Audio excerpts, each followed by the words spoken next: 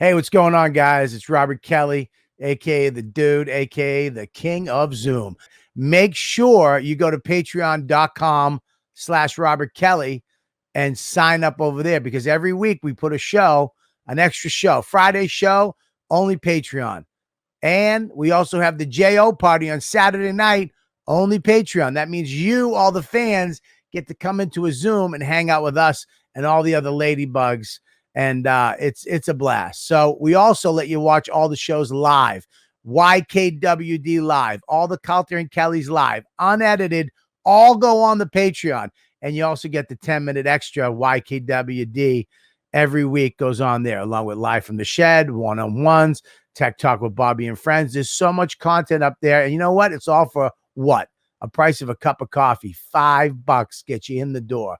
And you're going to love it. So make sure you go over there, patreon.com/Robert Kelly. And here's another little thing I want you to do. If you like this content we're putting up, subscribe and like. That's it. Just hit the little button, subscribe, so you know when we got a new show out, and then like it so we know you like what we're doing. Okay? That's it. Patreon.com/Robert Kelly. Subscribe and like. Now, enjoy the show. What's going on, dudes? I want to tell you about Tiny Homes of Maine. I know I keep talking about it. I got one. I love it. If you're thinking of downsizing, if you're thinking of getting like a second home, and this is the place you want to go. They're the best customizable tiny homes, so well built to withstand Maine winters. Okay? These are the people to go see. Check them out. Go to their website. Set up an appointment. You can make a call. They help you with finding which one you want, to financing, and finding where you can put it. They're the ultimate in tiny homes. Tiny Homes of Maine. Check out this video.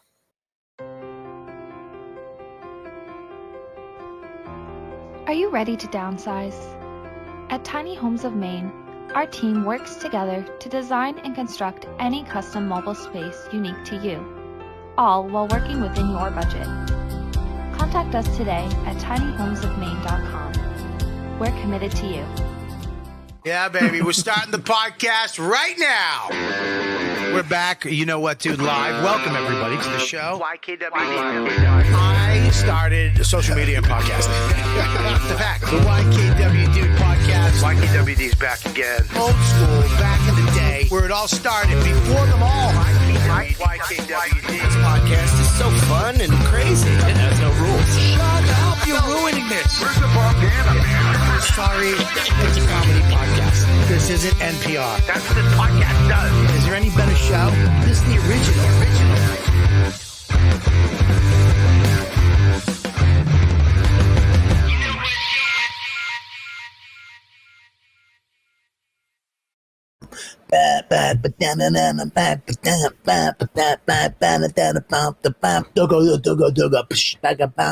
What up? Okay. What's happening, everybody? Robert Kelly. You know what, dude? What's up? What's all the ladybugs happening there? Lou, yes, your favorite person on the fucking earth is the guest tonight. Gabby, yes, blow kisses with the Queen of England fingers you have. Not you. Colin early, huh? Sorry, buddy. I apologize.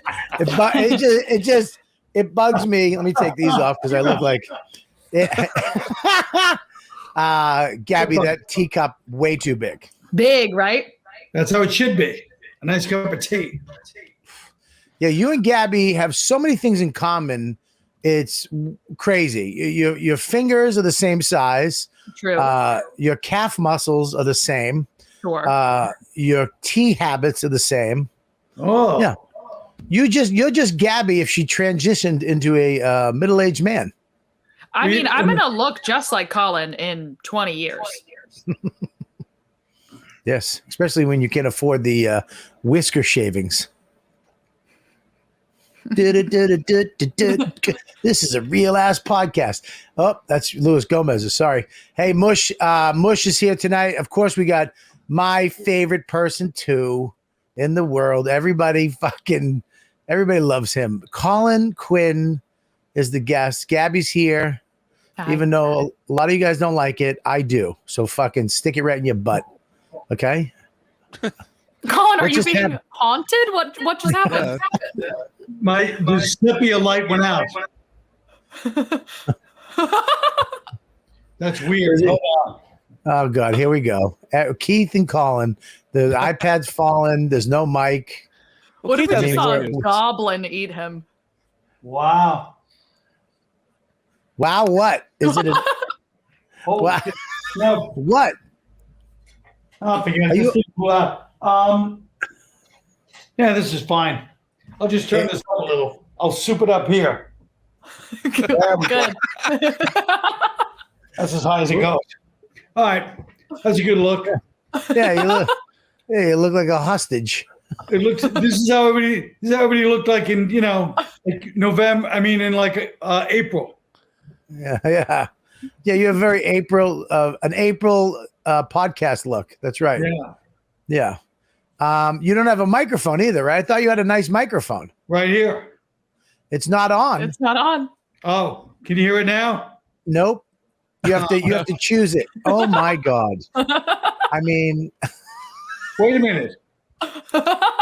you have to choose it. Go see where it says mic, cam mic. Mike. Click on that. Then click cam on mic. audio, and then click on mic, and then click on your mic. Default. Got it. There we go. Yeah. You picked the Yeti. Oh, now he's gone. Now we froze. Can we hear you? No, Oh, no. Turn the mic on. Turn the mic on. Turn the Yeti on. You turned it off. No, on the actual There mic. we go. Yeah. How about that? Nice. That's Nice. way better. Nice. Nice. Now you sound Nice. good. I mean, we're mainly an audio podcast. We do some good numbers on the YouTubes, but this one's gonna go ballistic because everybody loves Colin Quinn. Everybody loves a little Colin. Everybody loves me. They made a show. Everybody loves Raymond. Everybody doesn't love Raymond. Everybody loves Colin. In fact, Yes, I knew Raymond when he was doing comedy.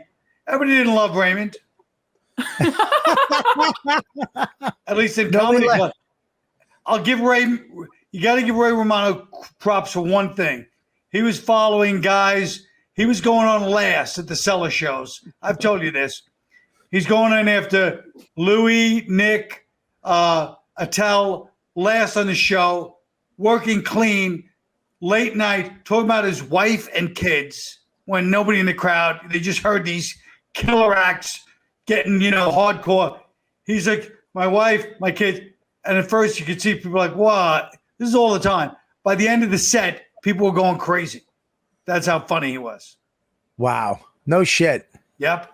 And working clean, dude, that's the way to make money. Working clean. That's why I only work clean. What? Ice water? That's why I do a lot of corporates and all ages shows because I choose not to use profanity in my act. Dude, are you having a fucking aneurysm right now? Right.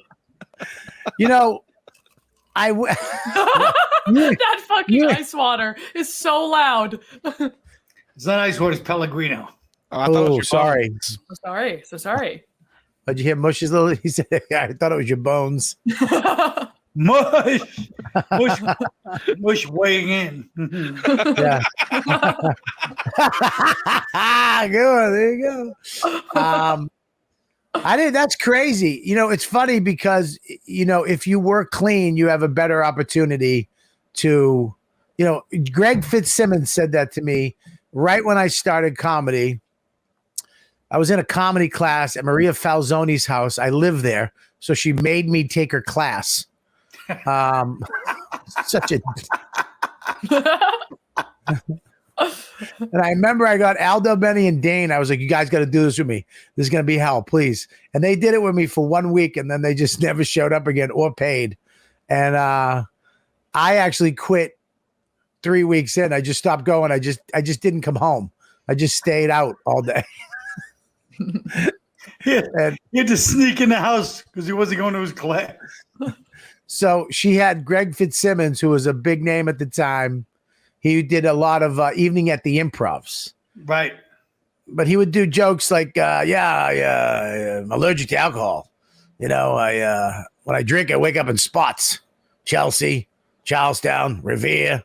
It's like, dude, I heard that in the meetings. It's like It's like a meetings joke, right? Right? But he said to me, By the way, can I just stop you 1 second? That was the worst impression of anybody I've ever heard. Greg Fitzsimmons. not Greg You guys Fitzsimmons. don't know. Greg He's the highest. He has the high voice. And Bob goes, by the way, I was like, what the hell are you doing? Okay. I said Greg Fitzgerald, I meant. Oh. Not Greg Fitzsimmons. Greg Fitzsimmons. Ah, yeah. All right. Well, that's all right. Well, you're gonna go that route. You're a little heavy, but all right. Listen, I know the difference. All right. But Greg Fitzgerald Got it. was big back then. Fitzy, who I like to call Fitzsimmons, he was not. This guy was Evening at the Improv, blah blah blah, Tonight Show. When that shit was the biggest thing. Right. And he said, you got to be clean. You got to get 7 minutes of clean material. And I was like, why? You got to be clean. That's the only way to make money. You're going to make money. You're going to be. And I was like, yeah, but what if my life is fucking banging and fucking eating and banging, just banging broads? And he was like, well, you're never going to go anywhere. I was like, well, fuck off. And then I saw Joe Rogan on TV, on MTV, doing a blowjob joke. And I was like, I'm fine. I'm fine. Yeah. I always, that story about me and the Tonight Show, right? How I was, like 1989, I'm in LA, and the guy, Jim McCauley, who was the booker of the Tonight Show, comes up to me and goes, Johnny would love you. I was watching you past few nights. I go, great. I go on the show. He goes, just cut out the cursing and, we'll work on a set. I go, no, I'll do it the way I do it, He goes, no, he goes, you can't curse on the Tonight Show. I go, then I'm not interested. He goes, what? He starts laughing. He goes, I mean, what are you doing? I go, I'm not interested if I can't do it the way I want to do it.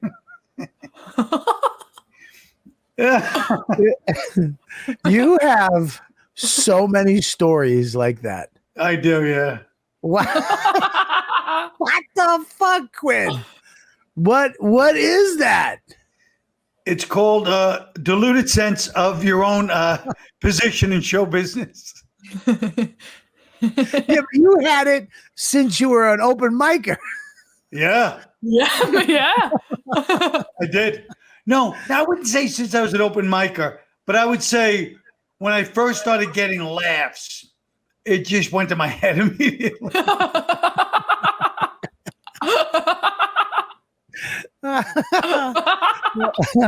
Why have you ever tried to let me now look at some people are going to listen to that and go, yeah, fucking good for Colin, stuck to his guns, fuck the Tonight Show, right? But we're not talking Tonight Show right now where there's guys who've done 7 of them and not even a fucking blip. They didn't even get more followers on Instagram. Yeah. Okay. Yeah. We're talking Johnny Carson. Right. We're talking your life has changed, possibly. Well, probably definitely. Well, I think it was a little after that, but you're right, because Drew Carey did it after that, and he got his own show because of that one Tonight Show. So yeah, your life could be changed by it. And I like Johnny. I was like, it wasn't like I was like, I hate Johnny Carson. I like Johnny Carson, but I just, I grew up thinking like George Carlin, like because I grew up on George Carlin and Richard Pryor, my whole thing was like, fuck that. Everything else working clean is bullshit. And these guys, you know what I mean? And they went on the Tonight Show, but they didn't really believe in that kind of stuff. So in my mind, I was like, yeah, that's what we believe. Well, yeah, fuck that kind of shit. You know what I mean? So I was coming from that school, even though it was 100 years before that, but it sticks in your mind, your role models, Yeah, well, even Pryor, when he was on the Tonight Show, it wasn't that good. Well, and he had a shitty attitude. Him and Colin were on together. And you could tell they weren't even comfortable with each other on there. It was really tense. Yeah, it was like it's like watered down. You can tell that they were like, the problem is once you tell a comic, don't say this word, and it's don't say this word, don't say that punch, and change that to something else, you fuck up the whole flow. Like inner monologue you've created with yourself to know how to, when the laugh is coming, when it's the timing you're fucking up. Exactly. Yeah. And I mean, those shows, like not the Tonight Show in particular, all of those shows, they do that literally. They go, we're short for time. And for some reason, the comedian, not the boring actor, they couldn't cut their story short for time. But the comedian who's all about timing, working on this set, a lot of people really work their set too much, in my opinion, by the way. They work it too hard. Like that 5 minutes, it's a little too tight. If you'll notice, some people will be up there and it's like, hi, it's like they're appearing in court. They got a suit on for the first time in 11 years. Hi, everybody. And it's like, all right, come on, loosen up. You're great because you're not that, But they come up the minute before, you got to cut 30 seconds. You're like, what? Where? You got to cut that line. What? We just spoke to, they said the censor said you can't say this, you have to say this. You're like, no, that ruins everything. It's all the words. Those little words would get the laugh sometime, So it's a weird thing, You know what's so funny is that 95% of the actors they had on TV faded away, did shit, and I would say the reverse was for comics. Right. They would actually wind up being the box office smashes or the television smashes, and all these actors that they wasted 15 minutes, 20 minutes delving into their horse shit will fly by night bullshit, and we never see them again. Yeah. No, it's definitely there's a lack of respect for stand-ups, but that's how we like it too. You know what I mean? What do you mean? I like the fact that these people are like, that we're like not really in. You know what I mean? We don't belong. I want to be in. We don't belong. But I want to be in. I want in. I want in. I want in for a couple of years. I want in for like 3 years. I want to get a new house. I want to get a lake house and maybe a beach house. I want in for 3 houses and Max's college, and then I'll come back out. That's big in. That's not a big. Well, I don't want big houses on the beach. A beach house. I know. South Carolina, you get one for $450. Yeah. Or like the sad thing is, you could have got 10 years ago. You could have got Asbury Park. Look who I'm talking to. That's true. You could have got Asbury Park 10 years ago, right? It was a hellhole. It's so expensive. Yeah, but it was dirt bags. All the parolees lived like in those single room. They were all like rooming houses in Asbury Park like 10, 15 years ago. When I say 10, 15, it's probably 25, but I think it's 10 or 15. Well, speaking of Gabby's dad, Gabby's Bon Jovi had this special on last night on TV about the new album. Oh. And guess whose dad wasn't in it?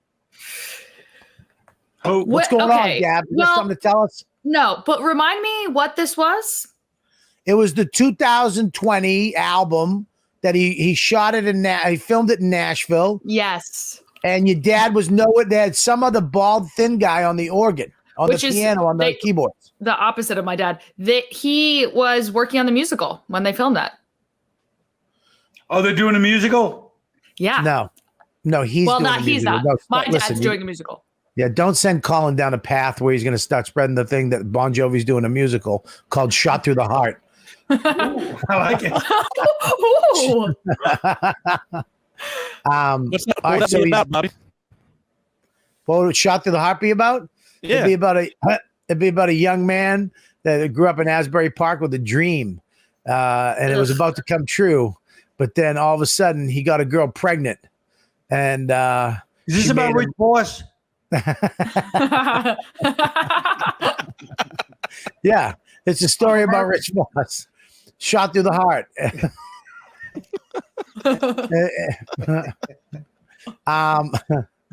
That's fucking crazy. You know what's funny about the Tonight Show, though, Colin? I feel bad for all these guys now because I've been watching a lot of old Carson. I've been watching a lot of like Don Rickles and Foster Brooks, and the roasts are now available. 15 years ago, you had to stay up until 3 a.m. till that commercial came on. Get all the Dean Martin roast right now for $9.95 a month.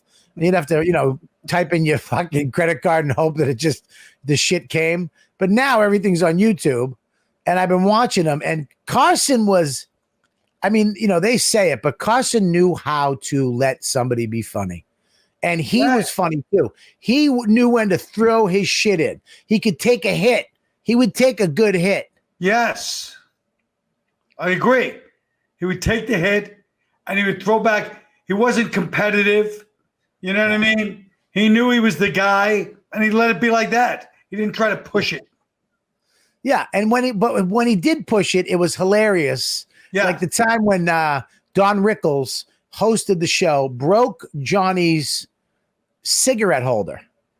The next night, he came back and he saw a cigarette fucking thing broken, and stupid Rickles was filming next door, and he walked next door to the studio while they were taping.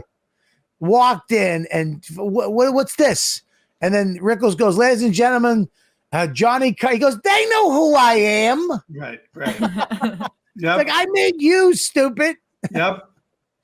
That was the fucking best. That reminds me, those days with all those guys reminds me most of us. Yeah. Tough crowd. Tough crowd. Reminds me of tough crowd. Opie and Anthony. Opie and Anthony. Bing. Yep. Keep going. We used to have a lot of fun like that, Keep going. There's one more you missed. No, that's it.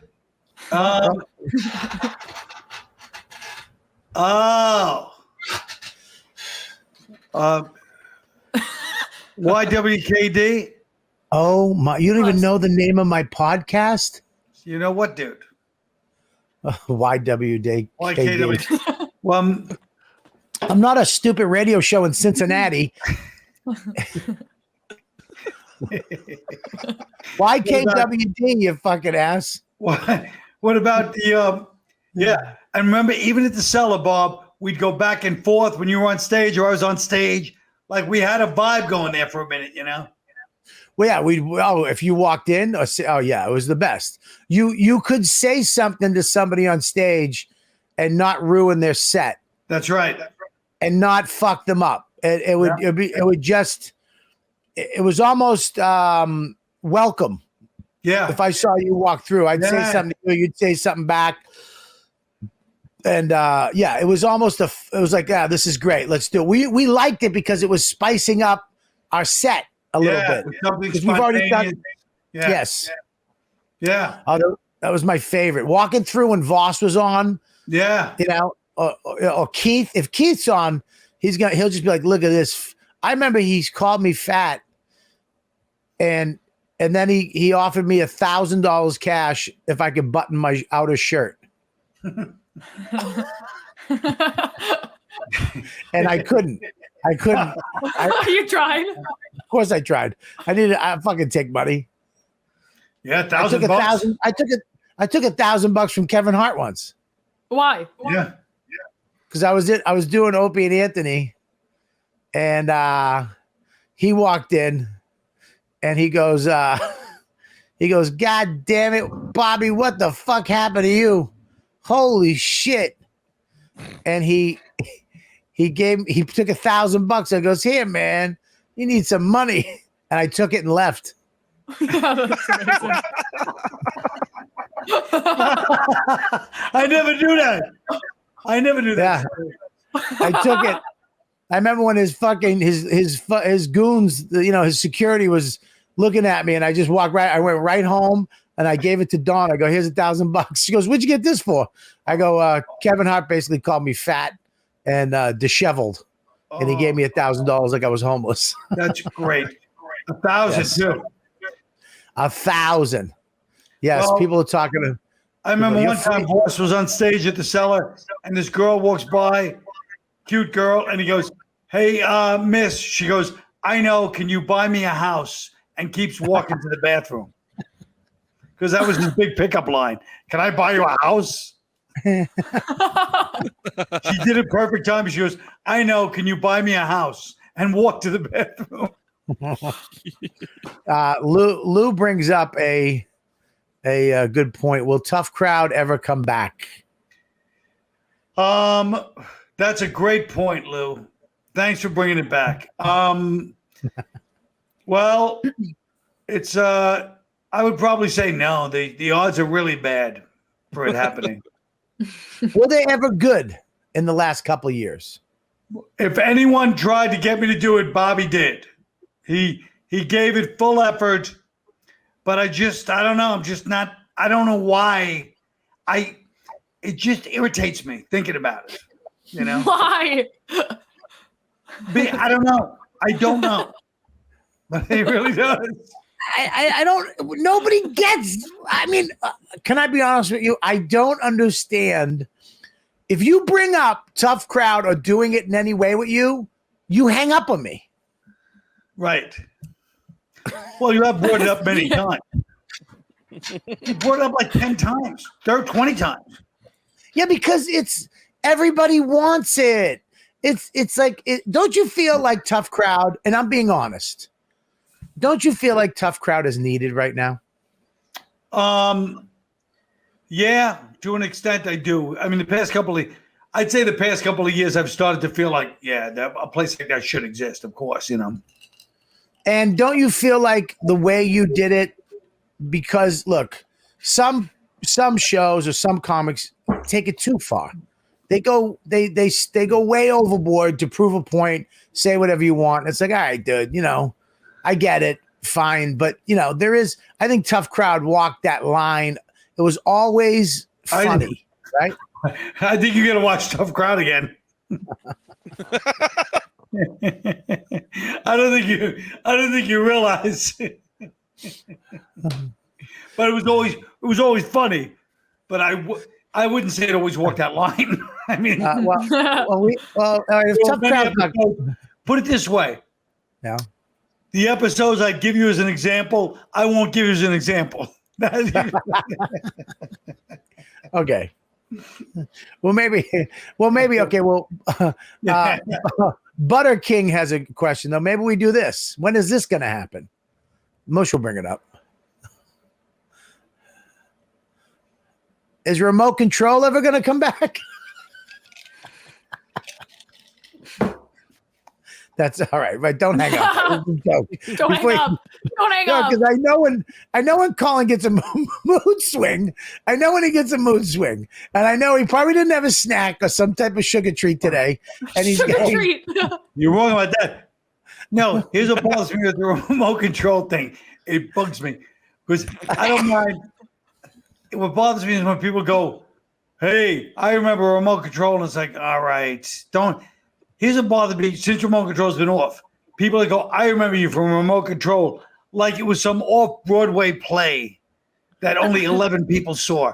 Yes, it was on 3 times a day on MTV during the height of MTV. We all know what it was. But right. Remote control can never come back because Kenny died.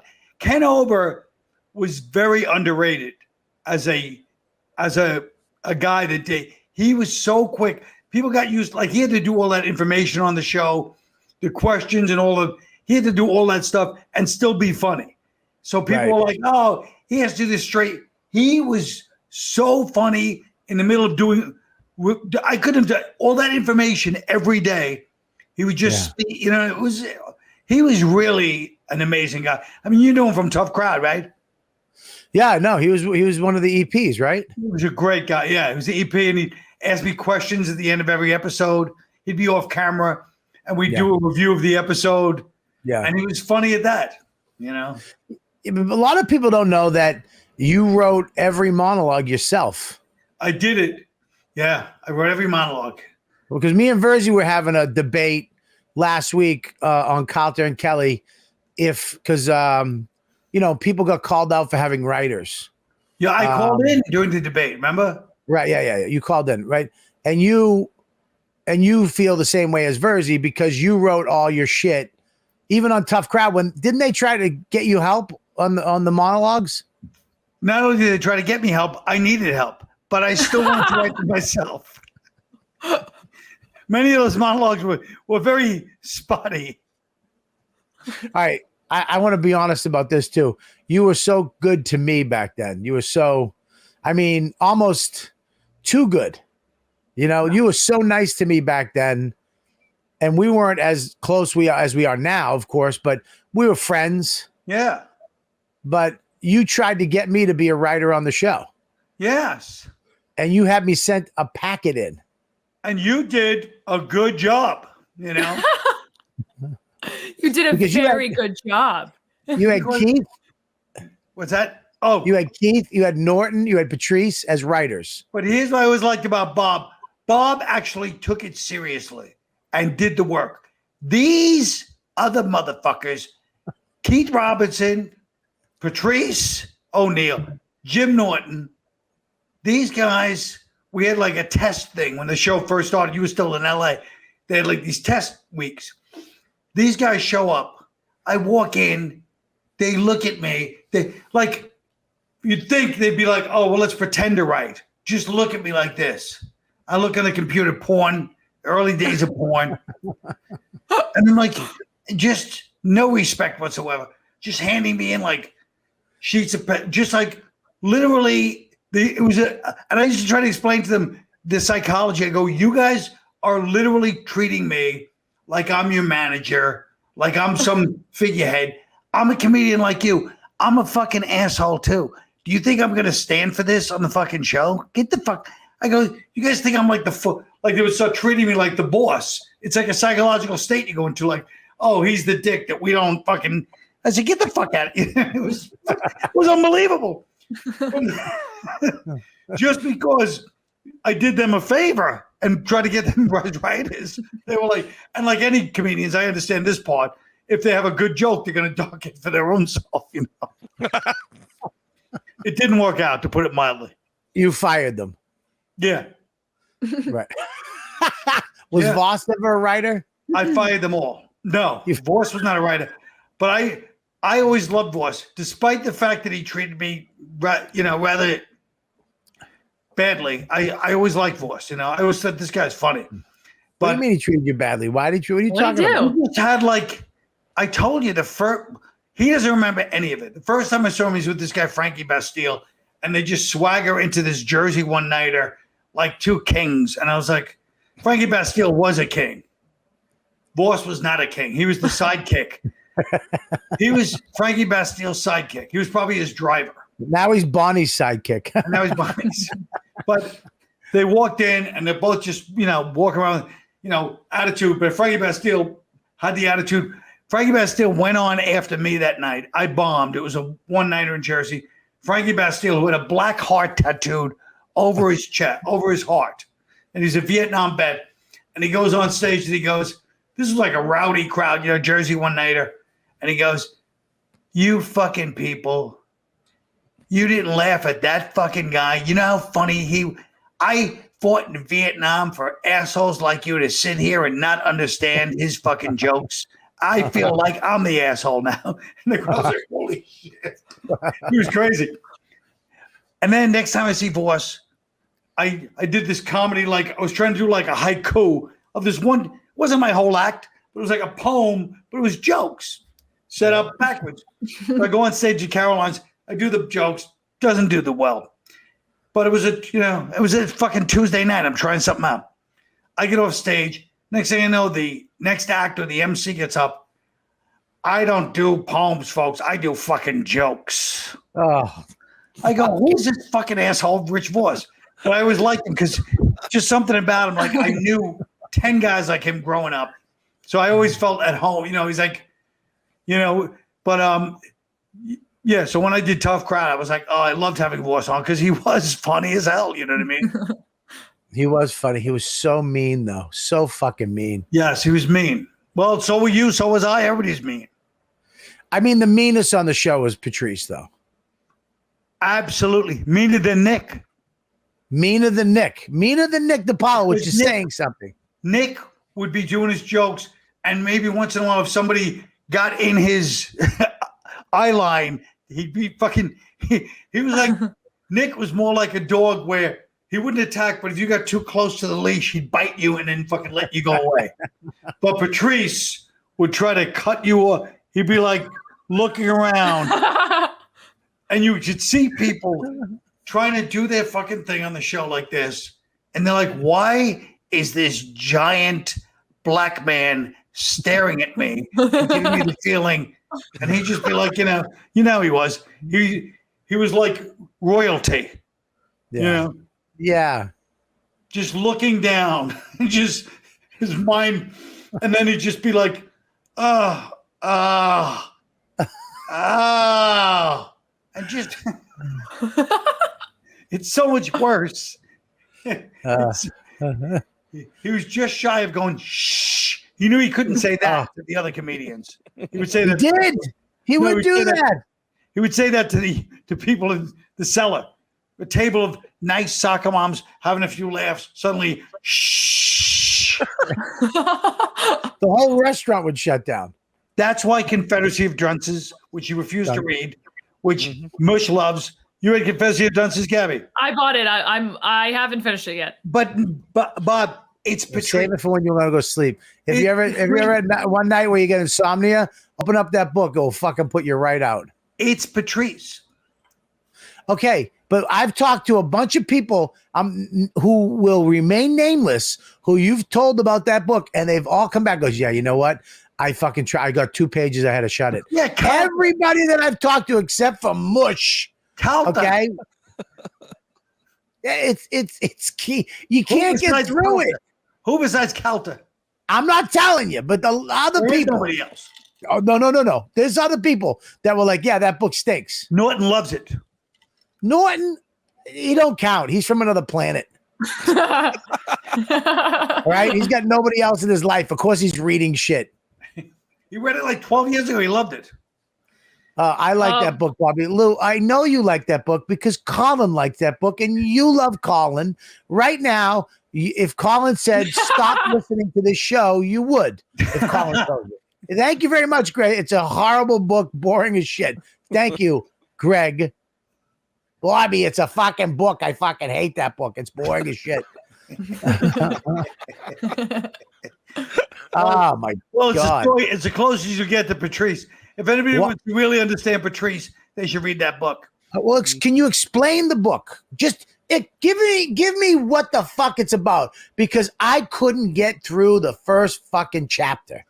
It's a fat, overeducated mama's boy who doesn't want to leave his house, and his mother forces him because they run out of money. She forces him to go out and get jobs.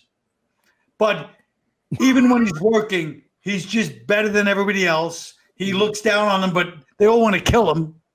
And he just causes havoc wherever he goes. And when does this take place? New Orleans, like 1960s, early 60s. Yeah. All right, I have it in the house. I keep it in a drawer, and I keep extra cash in it to hide from Dawn. Yeah. It's carved. The center is carved out, and there's a gun in it.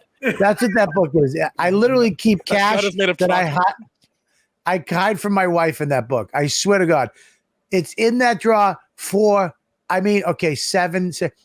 almost 13 years. 14 years I've had that. How much cash is in there? I'm not telling you that. If you guess, I'll give it to you. It's the $1,000 that Kevin Hart gave you. I say it's 400. $400? That's it. What are you nuts? Get out of here. 1,400. No, not 1,400. Go ahead, Gabby. $3,000. Nope. Higher or a lot.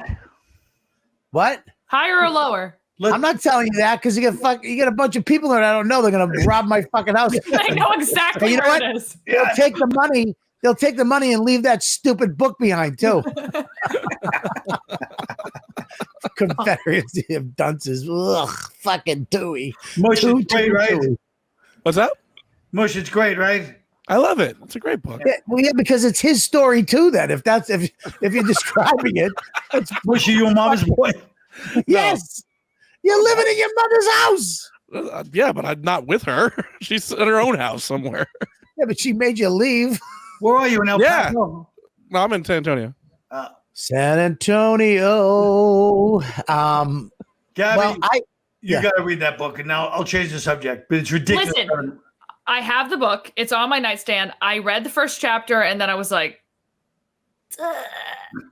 Exactly. It fucking stinks. Your book stinks. The first chapter is bad, Colin. Yeah, The first chapter is the roughest one.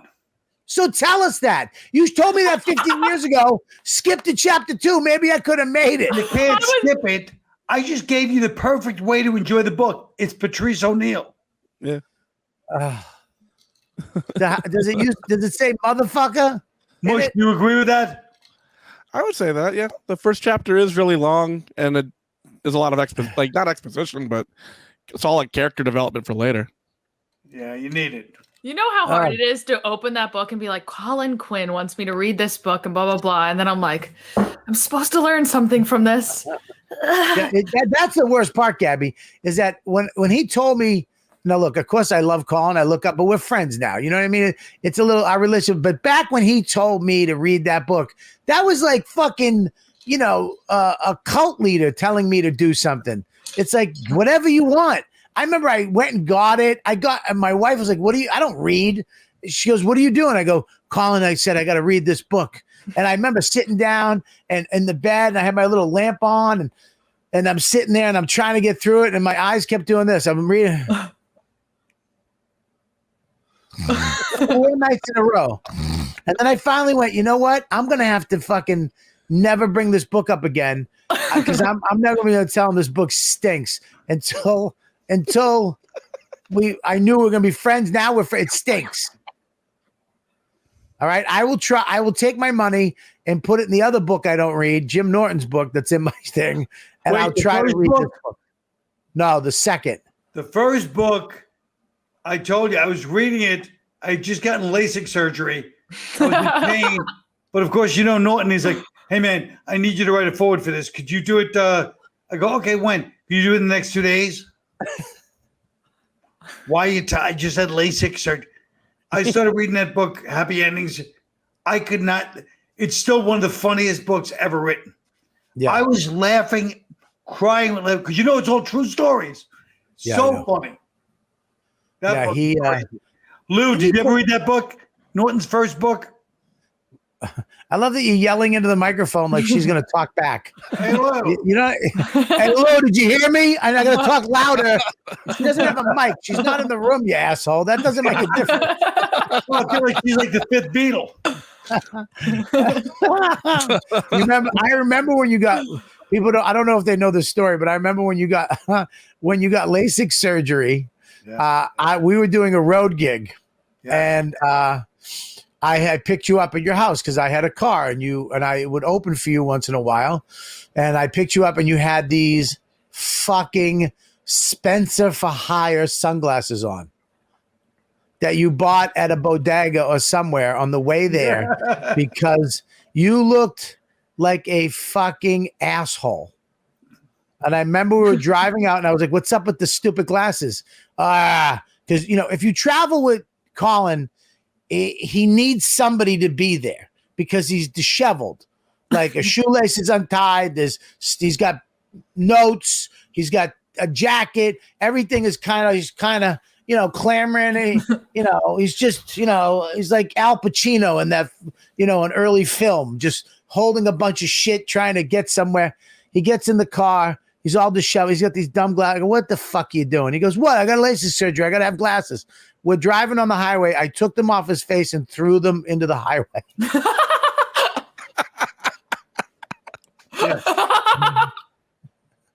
Why did you do that? Because, Gabby, the fact that he didn't care, he's literally a star at this time.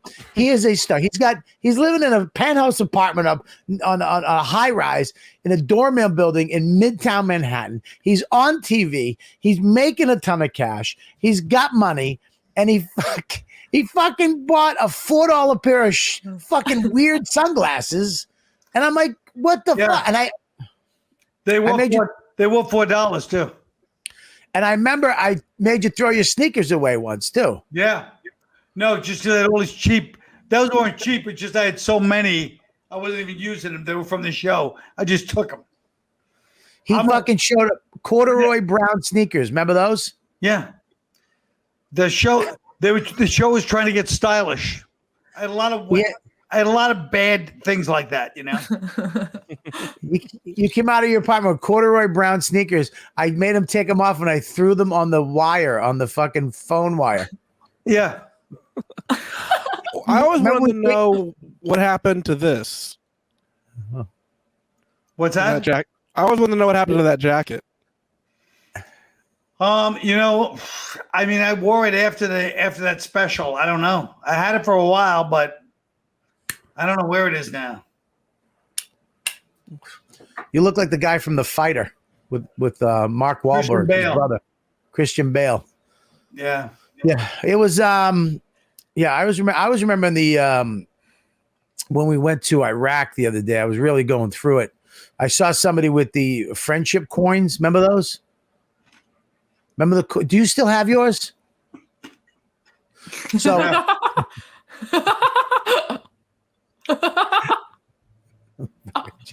want to take another swig of ice? I mean, you have any ribbon candy you want to eat during this podcast?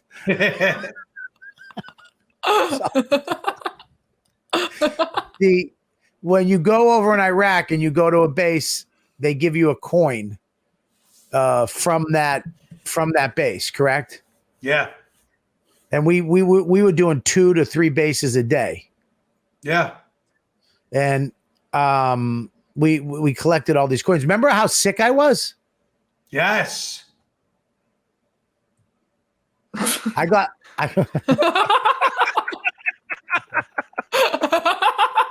All right. Well, what am I supposed to add? Yes. Woo, you were really. You remember now people aren't going to believe this, but you're gonna back me up right now. Do you remember when we saw the werewolf? Yes. It was a half liger, half whatever it was. It What was are you half. talking about? We saw a werewolf in Iraq. Saddam Hussein was like creating hybrid tiger lion combinations. It looked like it had a man chest. Remember? Yeah. This animal, we're in this van inside of Saddam's palace, and they were transporting us, and it was this little I don't know, kind of what a travel van, and we're in it. All of a sudden it stops, and this animal walked in front of the fucking van. Yeah. And it was look half human. It had like a man chest Yeah. and like a wolf back and like some weird lion head. It was fucking nuts. It's crazy. And I remember we went like this. What was that? To the Marine, and he was like, "I have no fucking idea." Yep. Crazy. Really. And they said beforehand there might be these things, but that we didn't think we were going to see that. It was really weird. Well, that's when we got off in Baghdad. The guy walks up, "Hey, be careful of the lions." Yes. Because they had a zoo here. They let all the animals out when they ran away, and we still haven't caught the lions. Yeah. Yeah. Oh It my was God. Yeah. That was crazy. I got so sick. I could have died from that. Did you know that? No. I talked to somebody after, and they were like, "Oh, you had the crud." That's what they call it, the crud, where all the sand and all the shit goes up into your sinuses and gives you an infection. And it went into my fucking head and my ears, and I remember I blew my nose in a towel, and it was all brown when I was done with it. Ugh. And that's when those Secret Service guys. Remember those guys we were staying with in that little bunk Oh, inside the yeah. palace? They were badasses. One of them was like, "Here, take this." I go, "What is it?" He goes, "Don't worry about it. And don't tell anybody I gave it to you. Just take it." And I took it. Next day, gone. Everything done. What do you think it was? It had to be some type of penicillin, crazy, fucking kill everything in your body. That Pill. they only give to like the president when he has to go, give like a speech when there's a whatever. Yeah. That was like a serious thing. Serious thing. Well, how about we're in the plane with Steve Byrne? Me and Steve Byrne are sitting there, and they said if something shoots up, that means we're going to be attacked. If this light goes off, that means they're shooting at us in the plane. Yeah. So the light went off, and and I look at Steve and I go, "At least I made it. We'll never know if you would have made it." How about me? How about me when I looked at the guy? I was like, the lights shut off. They shot the flares out of the back of the plane. Right. And I was like, oh my God, take a picture of me with the sunset. He goes, that's a rocket. Just got shot at us. So I can't do that. Yes.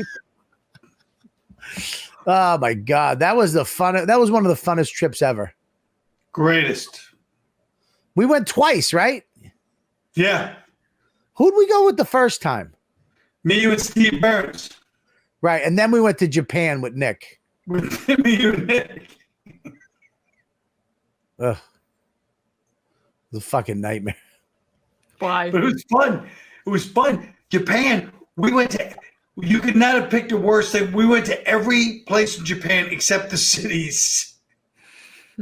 We went in every part of Japan by train, and we went all over except the cities. We didn't get to Tokyo or the other places. It was crazy. No, we went to all the bases, and we had to fly, but in Japan, the planes go like this. They just take off straight up because of the mountains. And then they don't, there's a weird thing in Japan. They just go by the rules no matter what. Like I remember like when I was in the bathroom, I was taking a dump on the plane and the thing went bing, please go back to your seats or whatever. And I was still shitting and just, sir, you got to get back to your seat. And they would not stop knocking. They just kept knocking until I got out of the bathroom. Yeah. Remember that?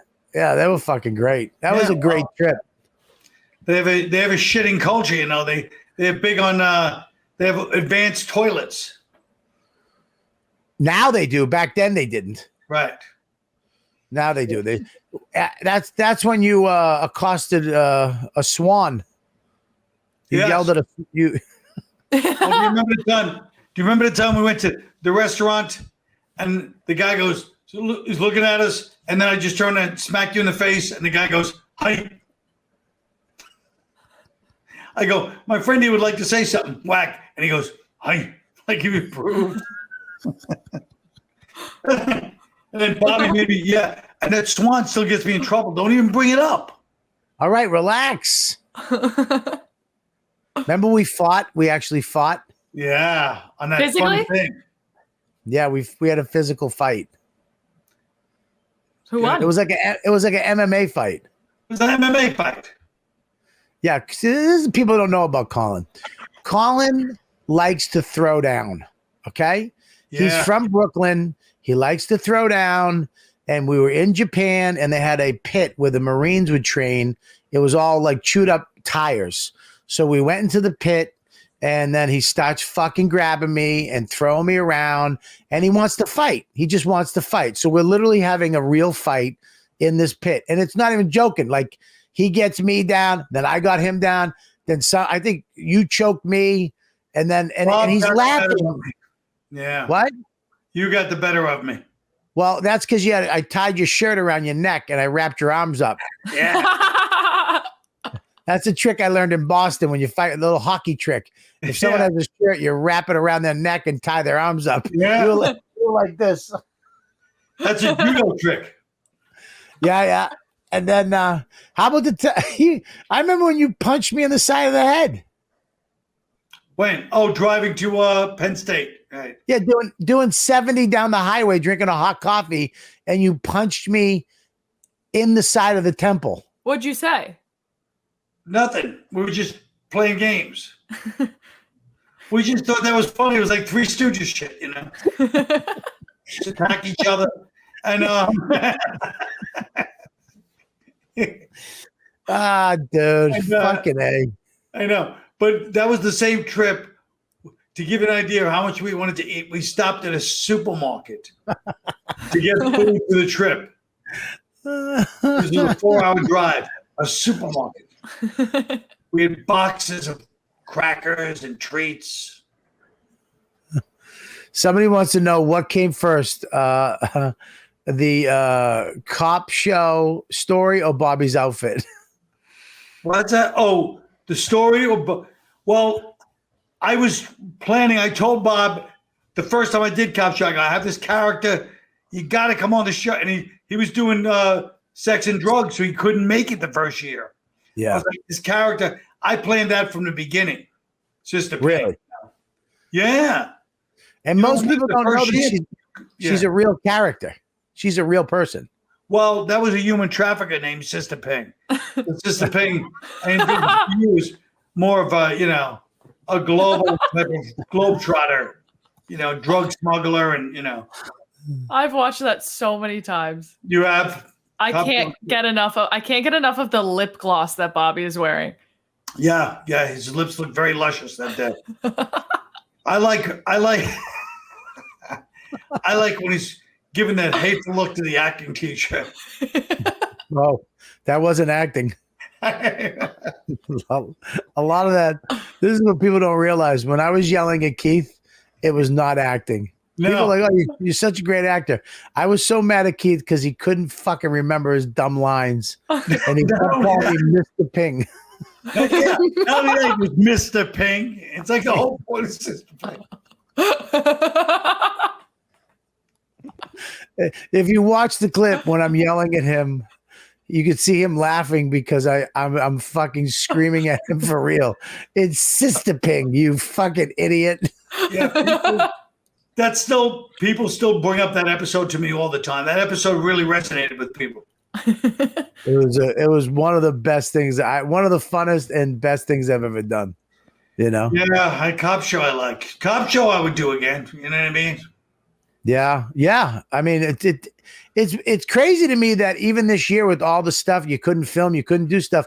Why somebody wouldn't pick up cop show as like an interstitial, or even it's so easy to make and so cheap to make. It wasn't that expensive. It was literally it was dirt cheap.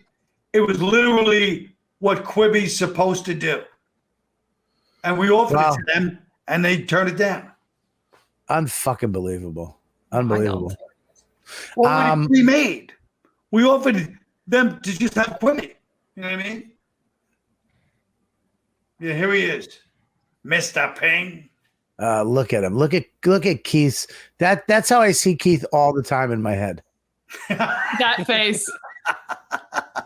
I believe that if you had to close your eyes and then someone said envision Keith Robinson, that would be the face right So there. true.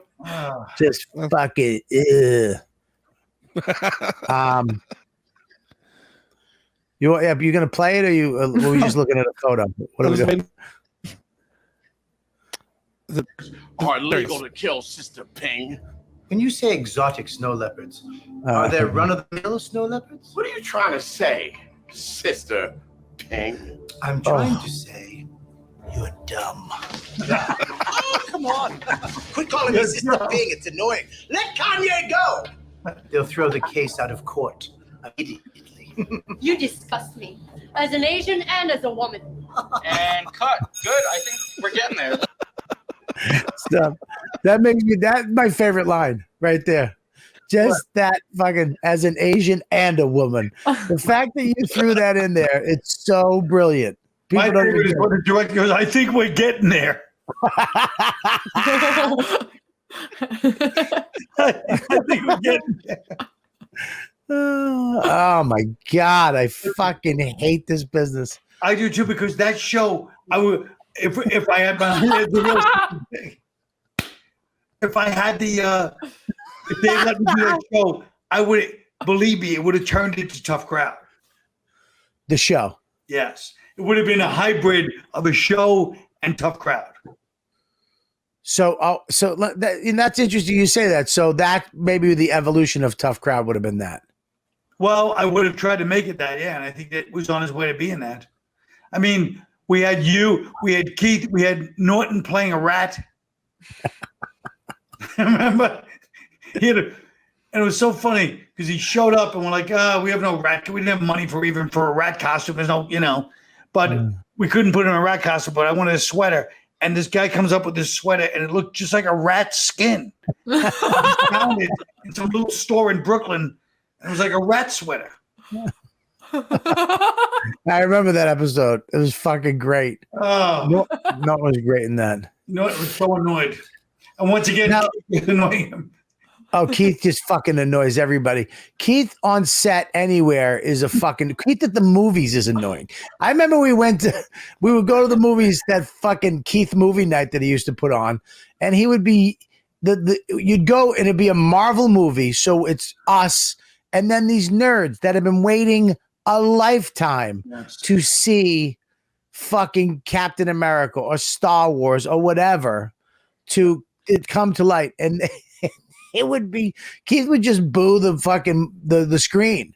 He would boo. I remember we went to see Batman versus Superman, and he booed Batman. He was like, "Boo!"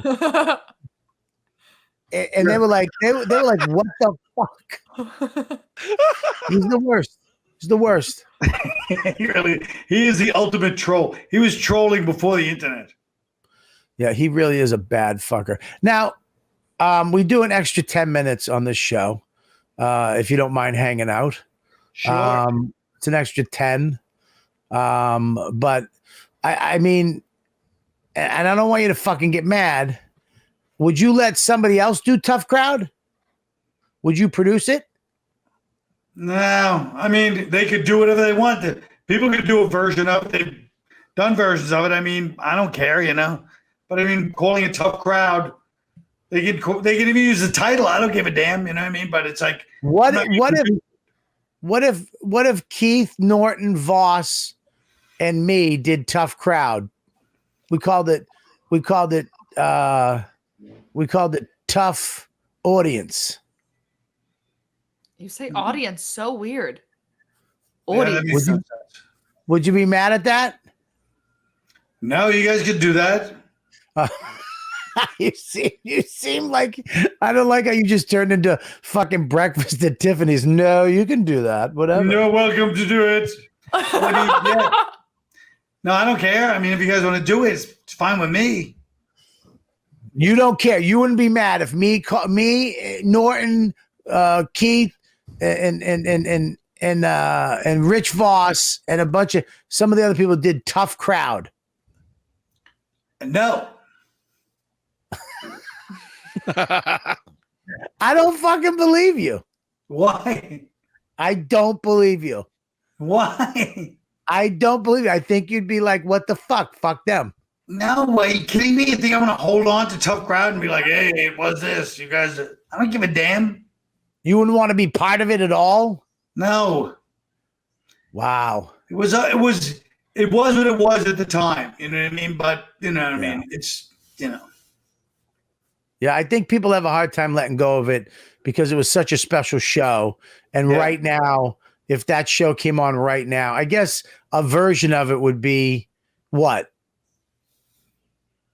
Politically incorrect?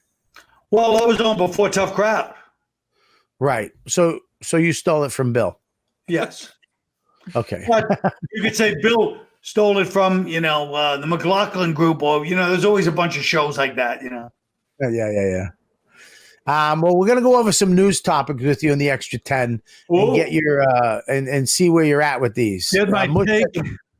Get your take on the news topics. Before you go, what's your snack tonight? I already had my snack. It was a half of one of those bars that you got me going to, with a slice of Wegmans vanilla ice cream. I'd like to do a commercial right now, an unpaid endorsement for Wegmans vanilla. All these other vanilla flavors. Every time I look up, which I do look up, top 10 vanilla ice creams, I see 10 different kinds, and I never see Wegmans. Wegmans is the best. It's not too rich. Haagen-Dazs and those places, they try, and the elite vanillas try too hard. So they're like, all right, we get it. You're vanilla and you're thick and rich. And then the other ones don't try hard enough. Wegmans is right in the middle. It's beautiful. Wow. Wegmans, it is. There are certain levels of vanilla ice cream, and I believe, I don't know if it's an old thing. I'm getting older, but vanilla ice cream is my favorite. You know what I got into that I found that I wish I never found? It's called what is it called? It's a hard shell. it's liquid, and you pour it on the ice cream, and it hardens. Oh, the magic shell. Magic shell. So basically, you have ice cream. You pour the syrup on. It's liquid, and then when it gets cold, it turns into solid. I love how you're just finding this. Yeah, I mean, it's got the cherry in the middle when you order it. Yeah. No. Yeah. What? No, those are cherry cordials. No, that's a tartufo. Tartufo is the best. That is tartufo is my favorite ice cream at an Italian restaurant. If they have tartufo, I know the place is legit. Tartufo, because it's half vanilla, half chocolate, cherry in the middle, chocolate outside. Boom! You can't fuck around with that. Yep. And if you tested that cherry, there is nothing organic in that cherry. There's nothing. It's not a whole. It's not even a whole cherry. Sometimes it's like a half a cherry, right? Yeah. I one time picked the tartufo up and took a bite out of it like an apple, like an ice cream chocolate vanilla apple. That's awesome. Great. It's so good. I get mad when they cut it in half. Some of the restaurants will cut it in half. I'm like, don't cut it.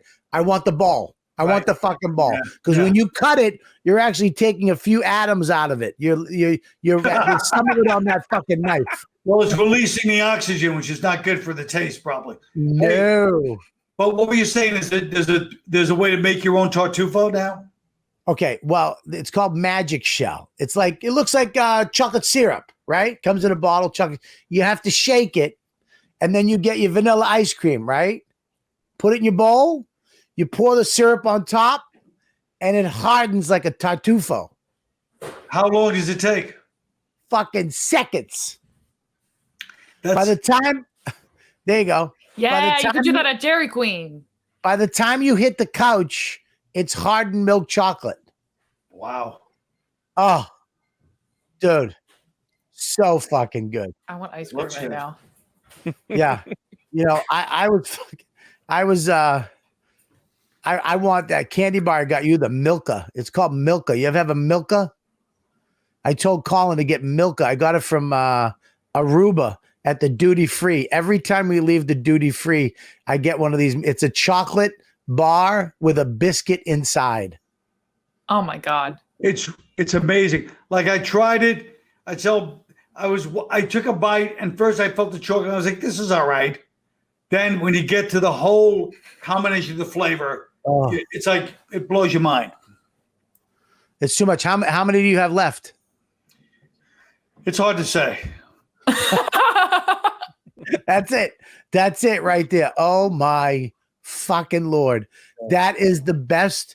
It's real milk chocolate. I believe real sugar, not this corn syrup shit they put in America. American chocolate stinks. That right there, my friend, with the biscuit in the middle, a little marshmallow. Yeah. Holy I've had that shit. actually. It is the fucking best. Great. The best. All right.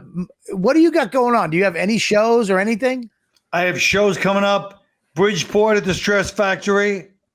I'm going to do. That's a fun place. I'm going to do the Cellar for a couple of days. I put it with SD 2 days ago. And really? What day? Friday and Saturday of whatever the first couple of Friday and Saturday days that it starts. Oh my God. Are you excited? Yeah. I mean, I've been on it so long. I don't know. I don't feel excited though, but I feel like it's going to be interesting to go on. It's going to be weird, you know? You're behind plexiglass. You know that, right? Yeah. But that's upstairs. Is downstairs plexiglass too?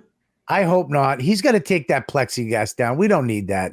Yeah. You don't need plexiglass. Come on. That 6 feet thing is bullshit. They just made that up. That doesn't mean shit. It's like you ever see Hardcore with George C. Scott, that 70s porn movie where his daughter's in. Yeah. Yes. That's what the plexiglass is like. Shut it off. Shut it off. Yep. That one? Yep. Oh. That's what that plexiglass reminds me of. Yeah, I don't like I feel like a peep show. Yeah, that's what it is. Yeah. Yeah, it's terrible. And so you're going to be at the Cellar, and then the first week it's open, which I'm excited about. and then we should come. We should do lunch soon. I'm doing. Yeah, now that it's free, yeah, let's do it. You got the vaccine. You're good to go. I'm good to go. I'm getting the second one tomorrow. Perfect. I hope you don't drop. I heard it's bad.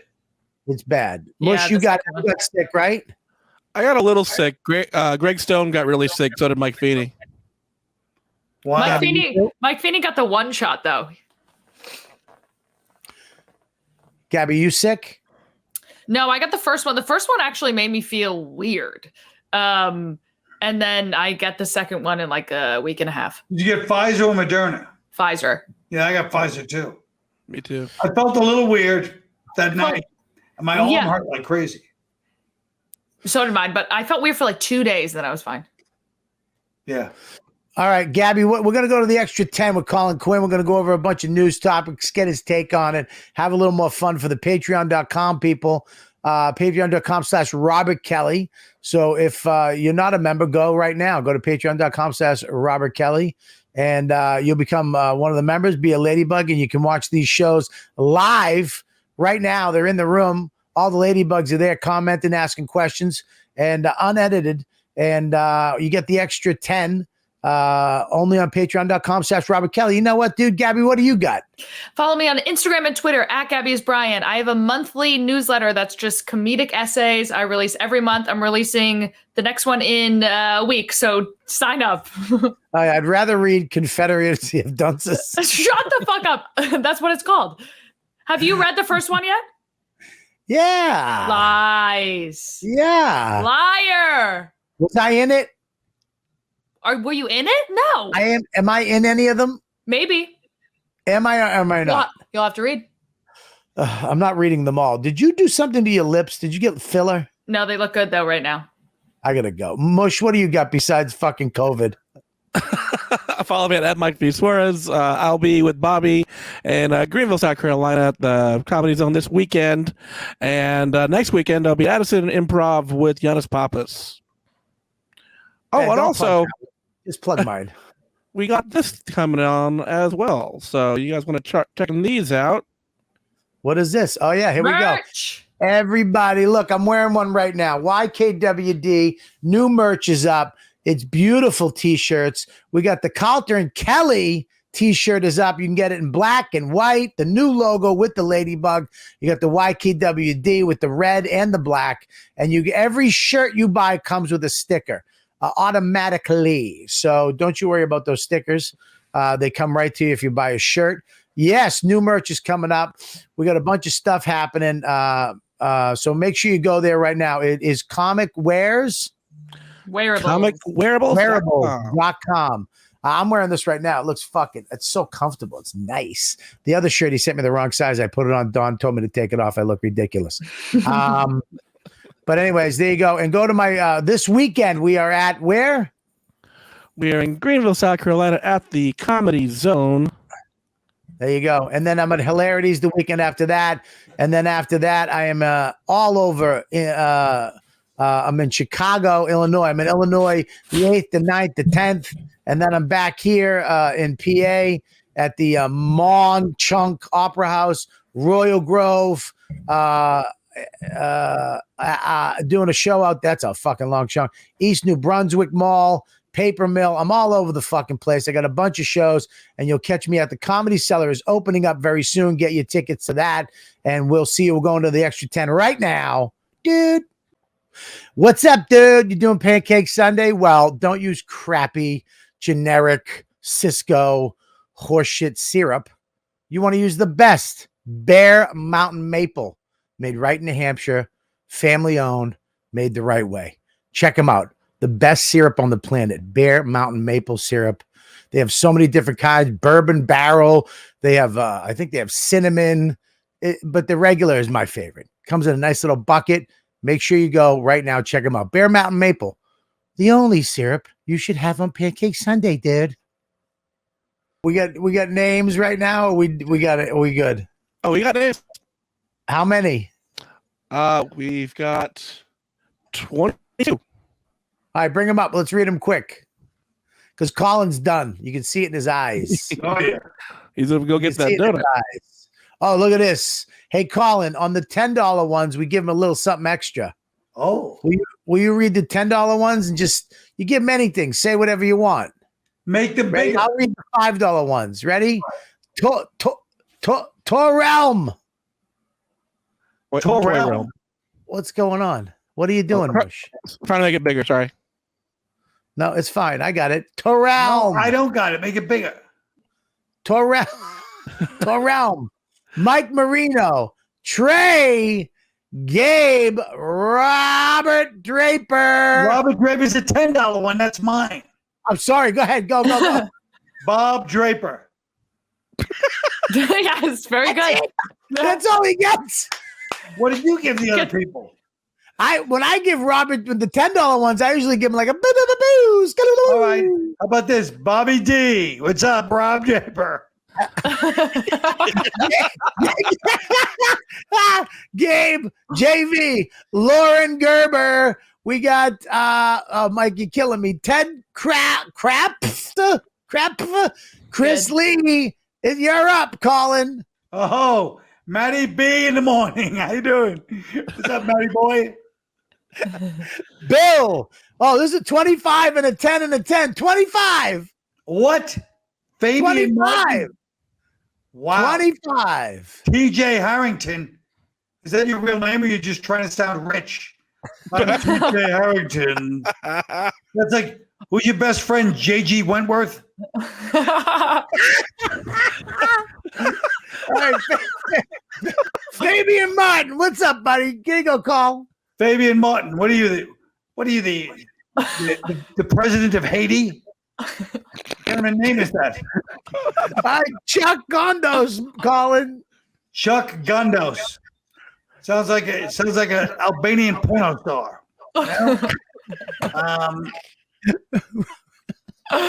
You should have saved that one for this one. Go ahead, Raphael. Raphael, is that Camuasano or Campusano?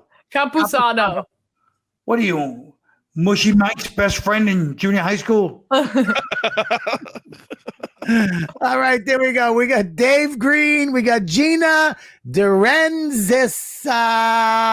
We got Jackie L. Ryan Dassing. Jackie L. again. Now we got, this is all Colin. Sabrina the hyena. Oh, you're still mourning DeStefano and Giannis breaking up the podcast, huh? That's all right, honey. Milmac Games. Milmac Games?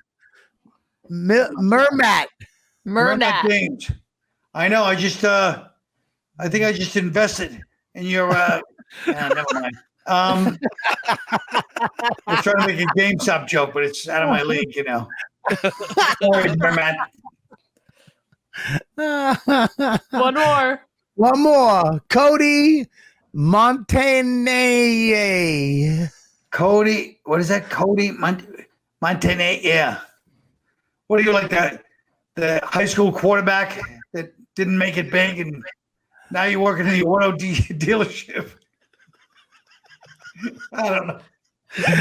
Listen, all the $25 members, you're going to be getting sent a couple stickers to you for joining and being part of this. We're rearranging the whole thing this week and figuring out some stuff for you guys. I want to thank you for being a member. I want you to thank you for being a part of the patreon.com/Robert Kelly, being a ladybug. All you new members, thank you for joining. Thank you for being a part of this. Stick around next month. We got Andrew Schultz is going to be on if he makes it out of that fucking riot down in Miami. And we got I believe Tim Dillon and another special guest in the month of April is going to be Smoking Hot. And of course, Colin Quinn right now, you're going to be watching. So, I mean, he's the greatest. He's the best. And you guys are the best. Gabby, thank you for coming on and being part of this. Gabby books these shows. We got the producer, Mush, Mike Suarez. Check us out this weekend in South Carolina at the where?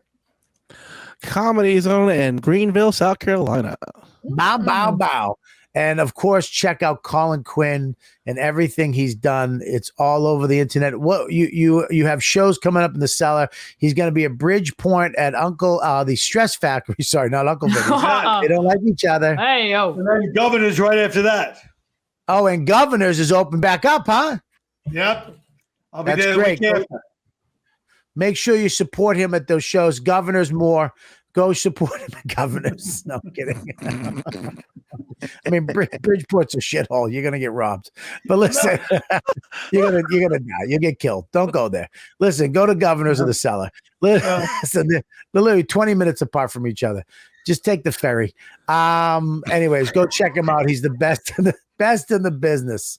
Best in the business. You guys are the best. I'm Robert Kelly. We'll see you guys next week. Get your shirts. Get your shirts. Available now. You know what, dude? Retro comicwearables.com. You know what, dude? We'll see you next week. Bye, guys. You've been listening to the YKWD podcast. Thanks for listening. Now go back to your shitty jobs. Shitty jobs. Shitty